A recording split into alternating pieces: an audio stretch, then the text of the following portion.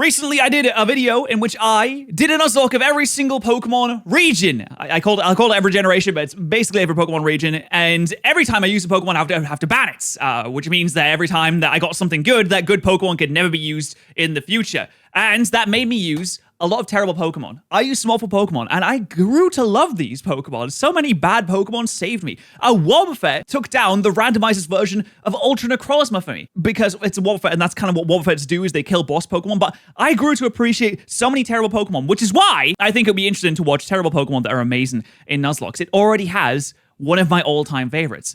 I'm sure you can guess which one it is. It's on the thumbnail. I'll give you 5 seconds to guess. 5, 4, 3, 2, 1. Of course, it's Magcargo. I love Magcargo. So I want to hear why Magcargo is so brilliant and amazing and fantastic, and that'll make me happy. That'll give me some serotonin that I need to get through the day. Good in both Hold on, I've skipped a second. I deeply apologize. I skipped the first second. Please subscribe to Peach. There's Pokemon that are good in both competitive and in Nuzlockes. There's Pokemon that are bad in both competitive and in Nuzlockes. But after Nuzlocking the hardest Pokemon mods for almost a... And I wish that Weirdio was good. I saw Weirdio on screen for a second there. I wish it was good, because it seemed like such a interesting design when it first was released. decade. I've noticed a few Pokemon that are not really thought of as good in... Oh, Noctowl, hello. What are you doing there? In most competitive contexts, but stand out for having extremely strong niches in Nuzlockes. Let's start out with one of the most classic Pokemon using one of the most classic strategies. Like most... Oh, wait. We're talking about classic strategies, and we're talking about a rat-type creature. A Pokemon with, oh, I don't know, maybe like Endeavor? A Pokemon with maybe even Quick Attack? Oh, I guess this works, actually. Endeavor Quick Attack works because you can abuse AI. AI is not as smart as people yet. They don't know about the Fear Rattata strat yet, until, you know, Pokemon in the next update in Generation 10, they put ChatGPT as the AI in the games, and then make 5-year-olds cry consistently. That'd be fantastic. Rats, you wouldn't be surprised to find this Pokemon in the trash. It was designed to be one of the first Pokemon you catch before you realize that just about every other fully evolved Pokemon in the game is stronger, and you leave it to rot in the box for the rest of your Kanto run.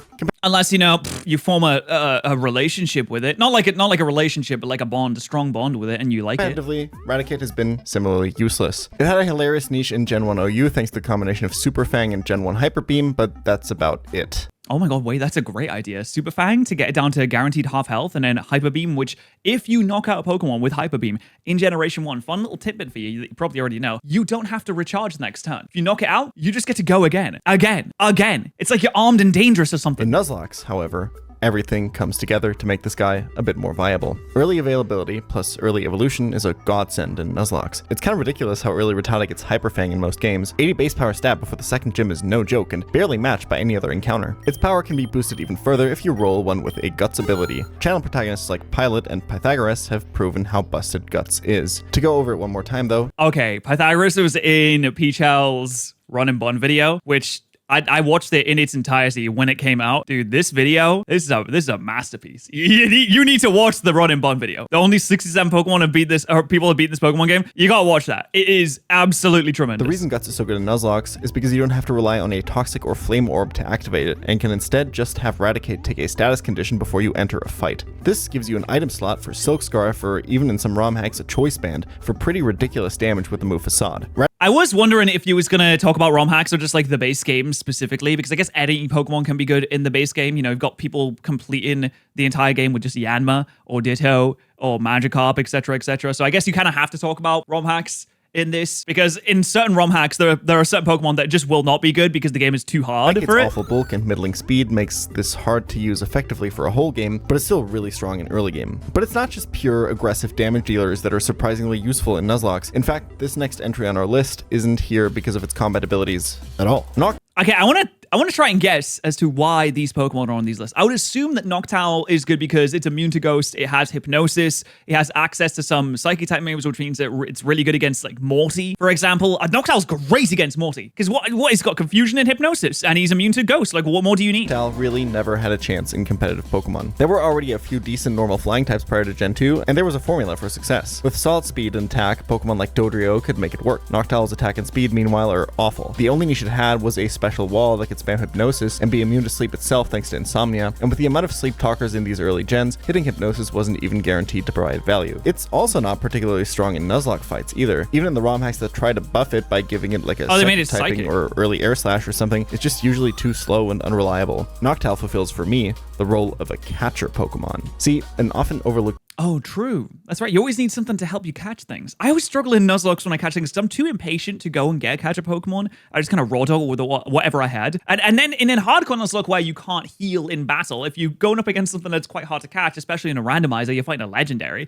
then it comes down to, okay, what's going to happen here? Am I going to knock out the Pokemon accidentally? Is this thing going to kill me because I can't heal or it's too strong? Or am I going to run out of Pokeballs? Like, all of these different things can happen. It's so hard to catch a legendary at like a hardcore randomizer. Let's get really lucky, or you have something specifically for catching Pokemon. Aspect of Nuzlockes is actually getting your encounters into your ball so you can use them. Especially in some ROM hacks, this proves to be pretty difficult. Some will have you encounter really hard to catch pseudo-legendaries early, like Beldum or Bagon. Beldum's ridiculous. Beldum has the same catch rate as Mewtwo. I'll never let that go. Why did they do this? What Game Freak? What was... Come on, man. What's up with that? A lot of Seriously. Pokemon that explode or just high-level wilds with good damage potential. This is where Noctowl comes in. Its solid bulk plus access to Roost means it can tank a lot of hits from wilds. With Nightshade, you have consistent damage so you don't have to worry about accidentally killing an encounter with a crit. And there's Hypnosis to pretty much guarantee the catch after it hits, as well as putting to sleep Exploders and Teleporters. It being a flying type also means it doesn't have to worry about being potentially arena trapped or sand tombed. Noctowl being unviable in fights makes it kind of perfect for this role because you're actually okay with risking this getting killed by the encounters and can just play into crits to risk another potentially encounter catching Hypnosis. When I have it, it's just become my default Pokemon to lead with when running around the overworld. It just means I have to think about that aspect less and can dedicate more mental resources to actual fight planning and encounter routing. It even learns Fly, and there's nothing more annoying than stepping outside the Poke Center only to realize the team you built doesn't have a flyer to get you to the town you're trying to get to.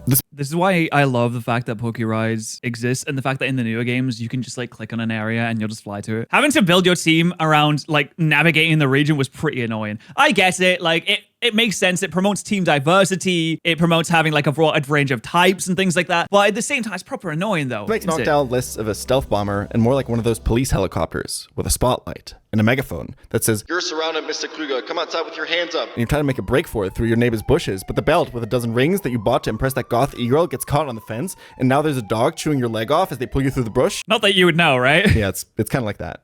Yeah, I mean, we've all had that happen. It's a common occurrence. Everyone's done it. It's pretty good at catching Pokemon. Today's video is sponsored by the Red Magic 10 Air. Yes! Red Magic makes high I performance love it smartphones when people for us give gamers, and people the I 10 like Air money! is their newest, light, thin, and compact phone that still packs a massive punch in terms of performance. The 10 Air has these perfectly rounded corners that make it incredibly comfortable to hold while gaming, while still not being too rounded so that you never lose grip. You know, while you're steering your Nuzlocke fights. It's 10% lighter and slimmer than the Red Magic 10 Pro. This thing is so comfortable to daily drive. It also comes in 3 stylish colors: Twilight, Hailstone, or Flare. Twilight Anyone's Eclipse! getting Pokemon Evil team name vibes from these. But it's not just the sleek looks that make this phone great for gaming. Let's take a look at what's on the inside. The base stats, so to speak. Yeah. The phone sports a massively powerful Snapdragon 8 Gen 3 processor for blazing fast They snapped a dragon and put it in the phone. 3.3 gigahertz speed. We're looking at a 120 hertz 6-point-inch AMOLED display with razor-thin bezels as well. I don't even know what that means. Playing high-intensity gacha horse racing games on it. Oh It's got my a god, they have the liquid horse girl metal cooling game system that's normally just found in gaming laptops. Incredible stuff. But they run faster than that one. Our battery will mean that you'll be gaming on it for quite a while too. If you'd like to check out the Red Magic 10 Air, click my link in the description or the pinned comment. Thank you so much, Red Magic. Okay, I will. For sponsoring this video. Where's the comment? There's another overlooked Gen 2 there's Pokemon no pin. on the list. Wait, Peach-Owl, there's no pin. Peach-Owl, there's no pinned comment. There's Point Crow. There is Point Crow. There is, however, no pinned comment. This one is actually pretty great in fights. It's pretty easy to understand why Magcargo is bad and competitive. Whoa. Hey, excuse me. I don't understand anything. Why would Magcargo ever be bad? Apart from the several quad weaknesses it has, it's incredibly low speed, it's very mediocre stat distribution. Apart from that, why would it be? I don't understand. It's slow and has quadruple weaknesses to 2 of the most common attacking types in the game in water and ground. It has a massive defense stat and a 120 is not really that massive. I thought it was bigger than that, to be honest. Pretty good special defense stat, but base 50 HP just isn't good enough. This thing shouldn't ever get more than 2 turns on the field against an opponent with a pulse. But that's the thing about Nuzlockes. Well, that's the thing, you see, is there's ghost types. Your opponents don't think. When you send out Magcargo, the AI starts salivating for that sweet 4x stab damage more than a Discord mod hearing someone broke up with their boyfriend. Suffice to say, it's the My queen. Don't worry about him, my queen. I'll buy you Discord Nitro. bait. Pair Magcargo with a fast flying type with Encore, and you suddenly can deal with just about any Earthquake user. Pair it with a Water Absorber, and you can generate not just a free switch, but healing too. What makes Magcargo and other Pokemon with similar resistance and weakness profiles so powerful is just how consistent it is at getting control over the enemy AI. Stable positions in which you can fully predict what the AI can go for are the core of any well-formed Nuzlocke fight plan, and Magcargo is exceptional at getting you these positions. Oh, wait, I just noticed something. Hold on. Video, only 66 people have beaten this Pokemon game. Oh my god, he's updating the title every time someone beats it. I respect that so much. I'm pretty sure when he released the video, it said like 59. So... damn, that's really cool that he's updating it. I wonder if it'll ever hit over 100. Are the core of any well-formed Nuzlocke fight plan, and Magcargo is exceptional at getting you these positions. It has a bunch of resistances. Have I beaten it? No. I did try to play it, and all I thought to myself while trying to play it is, wow, this game's really hard. And it has a bunch of weaknesses, making it a perfect pivot. And because your opponents aren't smart enough to just switch in a counter, Magcargo actually gets to exploit its good matchups. With that massive defense stat, it walls most physical attackers that can't hit it for a 4x weakness. Between Recover and the Flame Body ability, Magcargo will almost always come out on top, eventually neutering physical attackers with a Flame Body burn and just sitting there until they eventually go down. Magcargo And then you can turn it into Magcargo really fast when you use Shell Smash and start sweeping folk. has another unique asset that makes it fantastic for Nuzlockes though. It is bar none the best Crobat counter in the whole series. If you don't Nuzlocke What? No. What about Registeel? a lot of Pokemon games, especially ROM hacks, this might not sound like a huge deal, but let me tell you, Crobats are everywhere, and they're surprisingly hard to Hey, we're gonna say people like Crobat. You fight. know why? Flying moves are Why wouldn't it pertinent, be? Especially in later gen games when ROM hackers give this thing Brave Bird, but Crobat's unique coverage options just make it a nightmare to switch into. A rock type should be perfect at resisting its stab combination, but these bloodsuckers will usually carry Giga Drain to ruin your Gravelers and your Omastars. Steel types come to mind, but are you really going to risk your Magneton on that Heatwave Crobat? The key answer to Crobat is a rock type that is not weak to Giga Drain and maintains its resistance to poison, flying, and fire. Enter the Snail. There are Yes! Finally, Magcargo has use. so many threatening Crobats in popular ROM hacks that are actual run killers. Koga and the Rivals Crobat in Fire and Omega, Maxi 1's Crobat in Emerald Kaizo, and Windstraight Vito's Crobat in Run and Bun, just to name a few. In all of these games, I can't believe the Windstraight family has level 47s in Run and Bun. That is ridiculous. Magcargo, or in Run and Bun's case, Hisuian Arcanine, who's basically Magcargo when you think about it, is the best, if not the only Whoa, listen, I love Magcargo, but it's truly no Arcanine. Although I will say that Hisuian Arcanine is the worst version of Arcanine. It's still an Arcanine. answer to these demons. It's worth noting here that Magcargo in vanilla games is not nearly as good and extremely held back by its dumbfoundingly high evolution level. Oh, man. Can you imagine if Slugma was actually a 5th gen Pokemon instead of a 2nd gen Pokemon, which a lot of people don't even know it's a 2nd gen Pokemon. They're like, oh, no, it's Hoenn. Oh, it's 2nd gen. If it was in Unova, it wouldn't evolve until level 53. I guarantee 53 is where they would let it evolve. They'd be like, yeah, you know, you can't have a Magcargo too early on in the game. Before the Elite Four, it'd be too powerful. You can't have Honestly, that. Magcargo has been solidly high tier, if not better, in some of the most difficult hacks I've ever played. It's great in Crystal Kaizo Plus, it's great in Emerald Kaizo, and now I'm finding quite a bit of use for it in Sacred Gold as well. Once you see him work his magic, he'll be leaving a snail trail just like... What the fuck? Who wrote that? I really gotta have a conversation with my editors. There's another niche gen. Are you leaving a snail leave a snail trail on your opponent's face? I don't know. Listen, I don't know what's going on here. All I know is that we are going to be getting a Gamer Subs Creator Cup soon, so you should use code Patterrz as a Gamer Subs. Get ready, because it is in the works. They told me it's going to feature Sub Noodle. It's in the works. By the time this goes up on the second channel, maybe it's already made. I don't even know how long it'll take, but we're getting a cup, baby. Let's go! I feel like I should play this sound effect, but yeah! Sorry, it's just exciting stuff. It's very exciting stuff. Free fire type I want to mention here that's pretty useful in Nuzlockes for very similar reasons, and that's Camerupt. That's right. Listen, he may not look like much, but he's got it where it counts.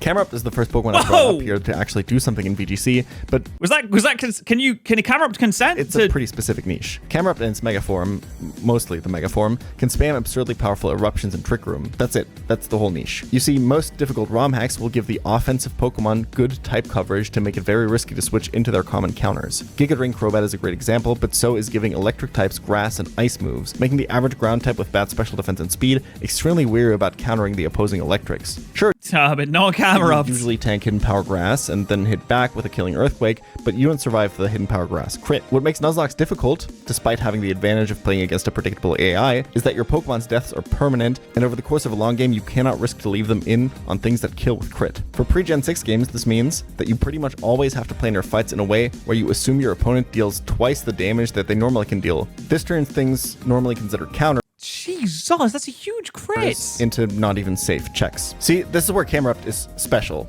Well, defensively. Our unbothered Well, it's not very specially defensively good, to be is honest. so nonchalant, he just shrugs off grass and ice moves that would fold other ground-type walls in half. Really? Wait, does Camerupt have good special defense? Have I been led astray this entire time? And then it says here in the script, explain the Berlin Wall. What? What? It's pretty decent special. All right. So guys, the Berlin Wall. So there was a war, a world war, and then there was a second one. Bulk and early access to high base power ground moves make it the perfect default counter to the odd Manic Trick or Electivire. The only electric type I've seen that actually threatens Camerupt is the rare Surf Raichu. Aside from its longtime tenure in the Mii IRL genre, Slaking now joins the list of Pokemon that exists solely for Pokédoku. For a couple generations, Slaking stats were solid enough to give it a competitive niche. Dragonite's Mega means Dragonite. What True. else has Night? What? Kamala.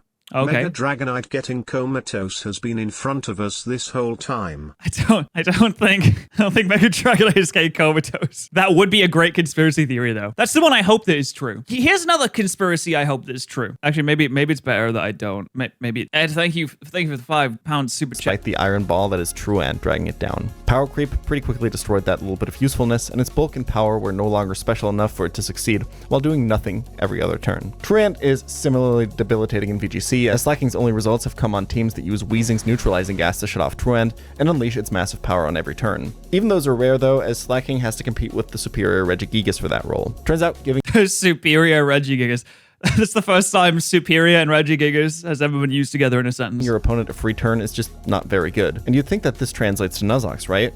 Well, kinda. It's easy to assume that Slaking's value in Nuzlockes comes from its ability to do absurd damage with Oh my god, 100 okay, every time I look at Slaking stats, it blows my mind. I just disregard the 150 HP entirely and look at the big attack stat, but that's a really big HP stat. high base power normal type attacks like Hyper Beam or Giga Impact. People love mentioning this combo to me whenever I catch one in my runs, and it's actually an extremely bad use of Slaking. Oh, yeah, no, well, okay. I will say, the majority of the time, whenever I get like a Slaking and it has Truant or something like that, I do like slapping Giga Impact on it. What can I say? I like using Big Boom. I just like to see health bar go down fast. The exploitable thing about Truant is that you're not actually forced to loaf around every other turn. You can just switch.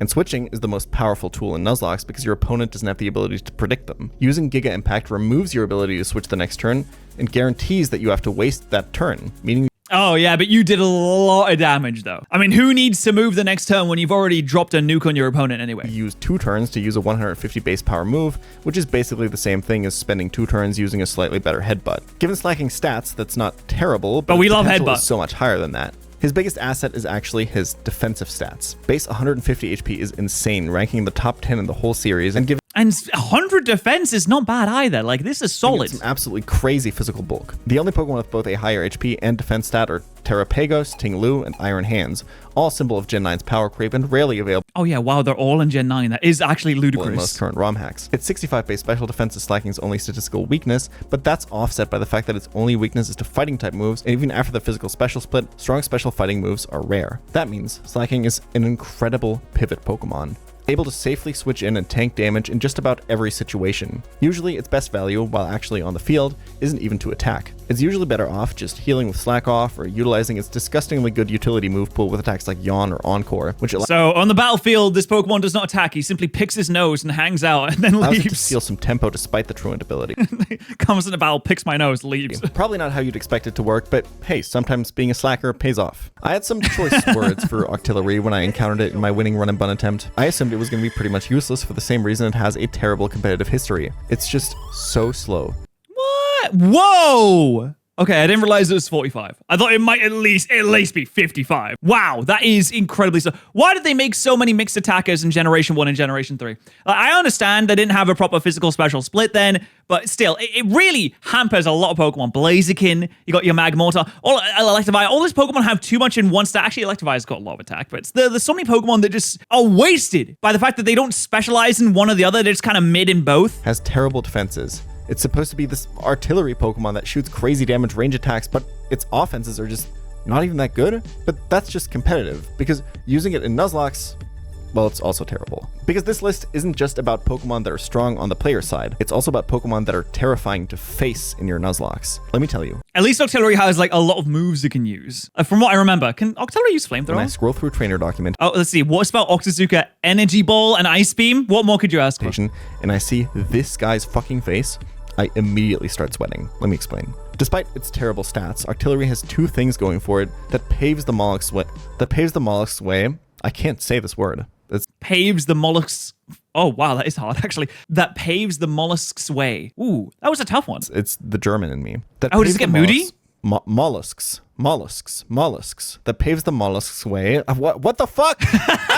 That paves the squid's way into the nightmares of even the most seasoned Nuzlocke veterans. The first is simply an ungodly move pool. A water type that learns It does flamethrower get and energy ball is flamethrower! actually really I knew it. Why does it do that? Show me a single squid in real life that can breathe fire, and then show me another one, because I'm now interested, and you've got me hooked, and I want to learn about the fire-breathing squids. annoying to switch into. Gunk Shot is another terrifying option this thing likes to carry, and the random confused chance from Signal Beam is also really annoying. Its highest damage water move, being Octazooka, also means that usually, when it comes in, your designated counter has to take a chance on lowered accuracy, meaning a matchup you thought was safe suddenly has a risk of losing a Pokemon attached to it. Even these small chances add up over the course of a run, and a big part of these higher level challenges is to minimize the overall risk on your run so you can bring as many Pokemon as possible through the game. Speaking of risks though, I haven't even mentioned the most evil thing about this Pokemon. Octillery gets the ability Sniper, which changes its crit damage modifier thought it did from get 2 moody. to 3. It's like how in Siege Warfare, some weapons are just stronger in Assault, but not really used to defend. Well, Okay, sure, yeah.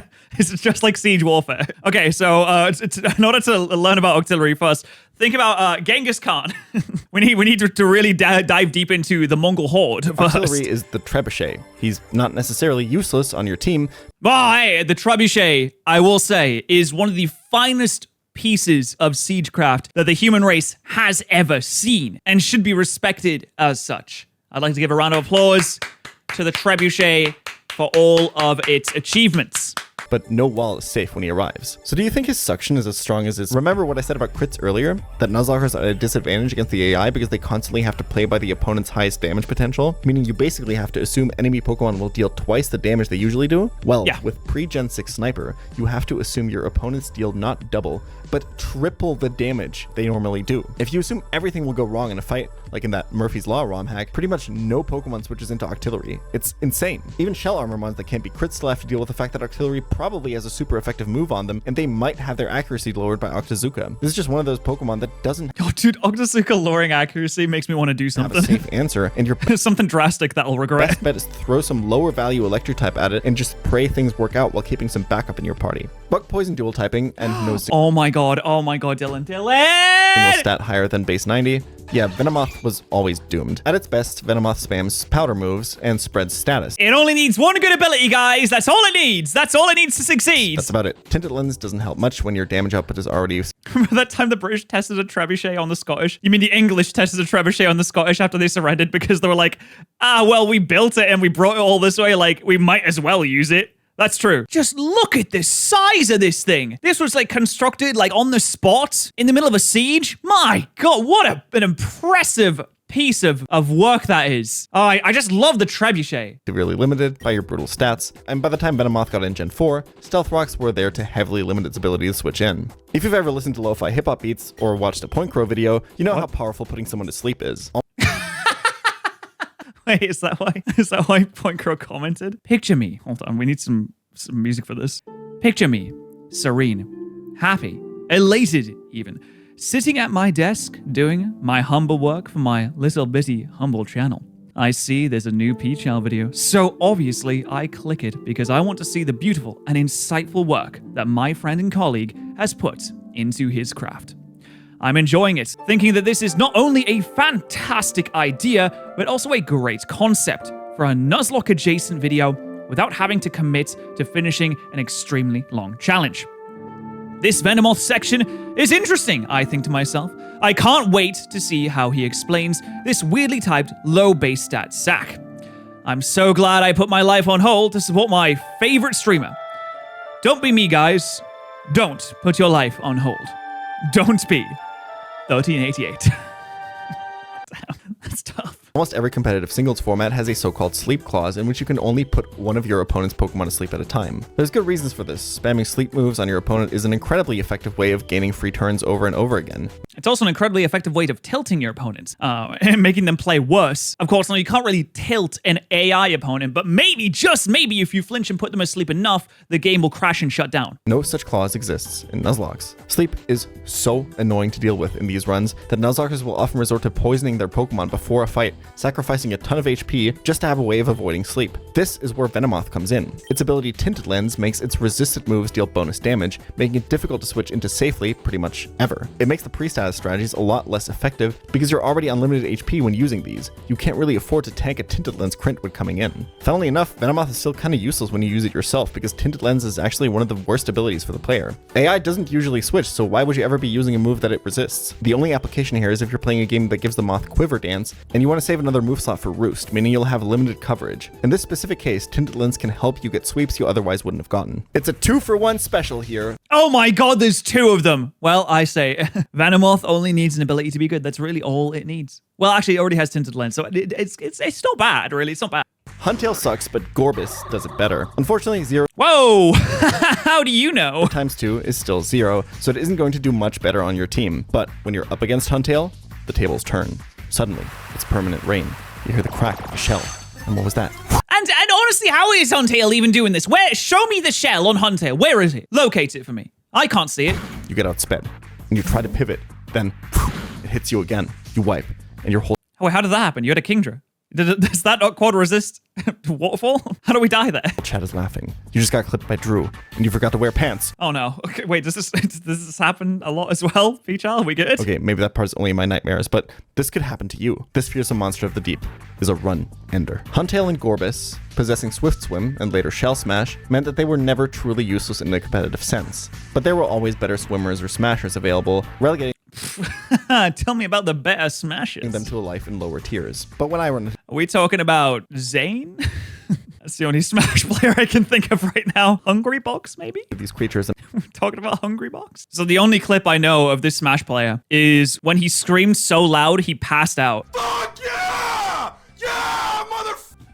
Yeah, And he just kind of passes out because he screams so loud. Which is, I've never done that to myself, honestly. And I think that's quite impressive to do. It's often in fights with permanent rain, and that makes them much, much scarier to deal with. Allowing them to smash even a single time means I'll be slower for the rest of the fight. That means I have to be extremely careful when and with what I kill enemy Pokemon if there's a Huntail on the opposing team, or else I'll almost certainly wipe. Especially in Run and Bun, these Pokemon are among the most feared in the whole community. In a game like this, where attempts take hundreds and hundreds of hours to complete, seeing this thing on your trainer sheet will put you in a permanent state of anxiety, even if you're still a bit away from the fight. You have to control these extremely precisely at all times. One miscalculated turn means you can lose your entire run on the spot with no more counterplay. I still get Yeah, that is actually genuinely terrifying. Being set up in front of, now knowing that it's coming, it's hard to appreciate, it's hard to prepare for, because you might not know when it's going to come in unless you plan it extensively, like you plan the line. That's what the Nuzlocke is called. They call it the line. So not only do you know what attacks to use in what moment, but you know what they're going to switch into, you know what they're going to use at all moments, you have the line. terrified seeing these deep sea monsters on my screen, so let's quickly move on to some Pokemon that are actually good for the player again. Ice types are by far the worst type Glalie! in competitive Pokemon, and Glalie is no exception. In Nuzlockes, however, this guy gets a surprising amount of coverage. He can set up nasty plots and sweep with moves like Dark Pulse, Aura Sphere, and Flamethrower, and if you're nodding along in agreement right now... Whoa, what do you mean Glalie gets Flamethrower? What are you talking about? Flamethrower? What? I didn't know you got that. Would I ever co-host a react, vibing with a friend while watching a video? The thing is, I don't think if I co-hosted a reaction and we're reacting to a video like this, I don't feel like the video would get the true attention that it deserves, because we would be more so trying to entertain the people watching while also entertaining each other. We'd be talking to each other. I don't feel like we would. A lot of my friends were not super serious about most things. I don't feel like the video would get the attention it deserves. I feel like it's better to do that solo. I might have bad news for you, because I think you're just as bad as Pokemon as the average Pokemon game's AI. Don't worry though, this mistake even happens to the best of Nuzlockers, and also these guys. Wait, what? Aura Sphere, dude. Oh, that's why I had Flamethrower. It got me.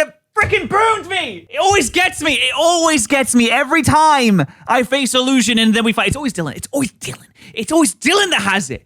Oh my god, Dylan and his illusions. He always gets me. Freaking, he booms me with it every bloody time. Setting the calc is wrong. Wait, what? Dude, what? No. What? That's wrong, dude. The docs are wrong. The calc is wrong. Oh my god. It's Zoroark. It was Zoroark. I did the same thing Moxie did. I did the same exact thing Moxie just did. Nobody talked. Moxie!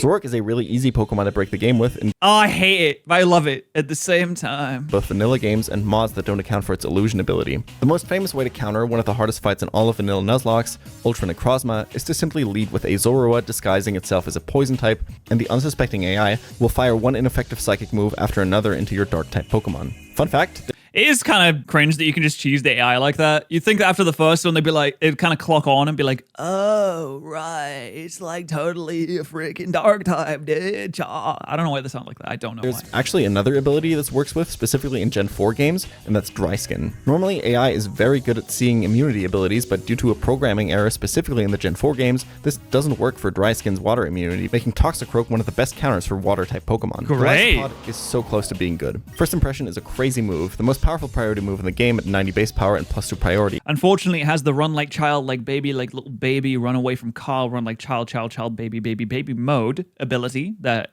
makes it kind of useless. Although, I guess in some situations, emergency exit could be useful, but if it just didn't have an ability, it'd be a lot better. It goes before most priority moves like Aqua Jet or Bullet Punch. The only problem is that it can only be used the first turn the Pokemon is on the field, but that's a massive threat coming off of a base attack stat like Golisopod's 125. Unfortunately, Golisopod has Glalie doesn't learn Flamethrower Ninja and it was a ROM hack. No, it was a Zoroark. two huge weaknesses. One, its best move is completely shut down by Protect, which is a big reason why it struggled in VGC. But the much bigger issue is its ability. Emergency Exit, which forcibly switches Golisopod out as soon as its HP drops below 50%. It's pretty easy to see what Game Freak was trying to do here. In an ideal world, Golisopod clicks First Impression, deals huge damage, gets hit below 50%, switches out for free, and can come in later for another massive Fimp. But against competitive opponents, solid positioning can totally nullify Golisopod's power. Either protect or switch in one of the many Pokemon that quad resist Bug on the first turn, and then deny it the ability to move on turn 2 by simply hitting it below 50%. With a base speed of just 40, Golisopod pretty much needs First Impression to move first, so Emergency Exit usually just means it doesn't get to play the game.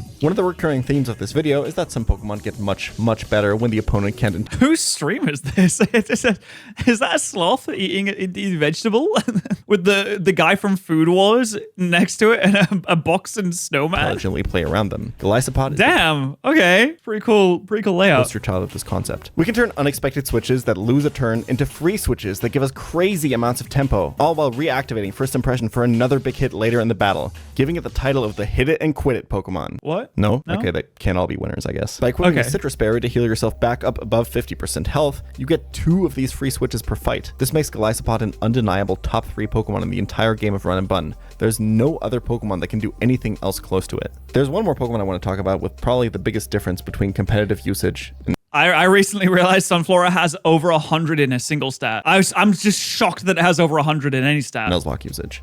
Ooh, I'm a little girl.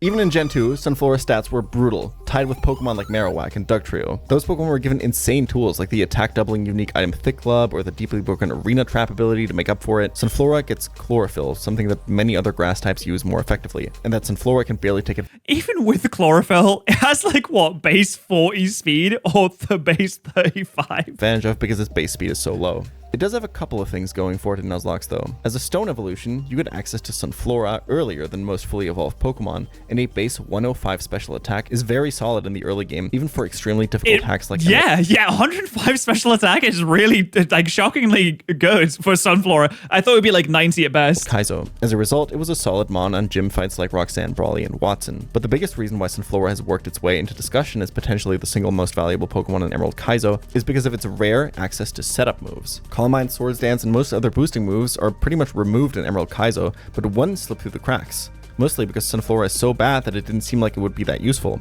Growth. Growth is usually too slow of a setup move to matter, but in the Chlorophyll, if you're chlorophylled up on a Thursday, not morning, not evening, but afternoon, doesn't it give you +2 into attack and special attack? Emerald Kaizo, there are a few fights where Sunflora is able to set up and turn itself into a delete button. Usually this happens in double battles where you can use your partner Pokemon to bait attacks and keep Sunflora safe while it grows and grows until it becomes strong enough to one-shot everything on the field and heal off any damage it might receive with its draining move. I wish it would physically grow the sprite too. Could you imagine a Sunflora just takes up the entire screen after it's +6? Or Synthesis. Back when I played the game, Sunflora was already seen as a top-tier early-game Pokemon in Emerald Kaizo, as it was able to single-handedly win you fights against the first 3 gym leaders. But over the years, the meta of the game has evolved as people have pushed its limits more and more and more, Sunflora. and there are now Alright. dozens of boss fights that Sunflora has found a spot on, with it even becoming a popular choice for the Elite Four. I think at this point, Oh my god, Sunflora, that's insane. it's What? arguable that the Overlooked Grass type is perhaps the best Pokemon in the entire game. What? Sunflora is the best Pokemon? No. In Emerald Kaizo, the fabled Emerald Kaizo, the impossible Emerald Kaizo, Sunflora of all Pokemon is? Hey, really quick, if you're watching this video as it comes out, this is your Oh my God, reminder I'm to not. tune into the finale of the Nuzlocke Invitational. Ah, The frick, Nuzlocke well, it tournament I'm already- hosting with Point Crow. it already Ludwig, happened. Valkyrie, Fuslie, Slimesicle, Ranboo, Chris Malberger, Connor Eats Pants, and Alana Pierce have spent all of July completing a Nuzlocke and will now I did watch this. The Nuzlocke Invitational is really sick. You should go on to Point Crow or Peach Owl's channel. You should watch it. It's really, really good. Unfortunately, it's already happened, but that was an absolutely fantastic. Wait, I love this layout. This layout is so good. This layout is so sick, actually. Hold on. It's just like drawn. It looks really cool. I don't know. That's very sick.